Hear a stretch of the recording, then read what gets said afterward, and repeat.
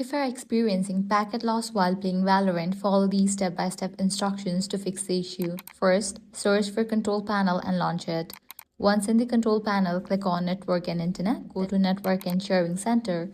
From there, click on Change Adapter Settings and locate the internet connection you are using. Right-click on it and select Properties. In the Properties window, look for Internet Protocol version 4 and Internet Protocol version 6. If Internet Protocol version 6 is enabled, disable it. Then check in for the option Internet Protocol version 4. After making changes, click OK. Now right-click on the Internet Protocol version 4. Select the option Use the following DNS.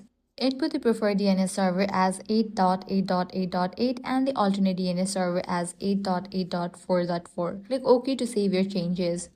If this does not improve your connection speed, you can try using another DNS, that is 1.1.1.1 for the preferred DNS and 1.0.0.1 for the alternate DNS. If the issue persists, open command prompt by searching for CMD and running it as an administrator. Now type in ipconfig/flushdns and press enter to clear your DNS cache.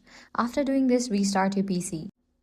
Next up, if packet loss still occurs, go to Windows Defender Firewall by searching for a firewall in the search bar, then click Allow an app or feature. Find Riot Client in the list, and if it's not there, click Change Settings, then allow another app, and then add Riot Clients.exe file.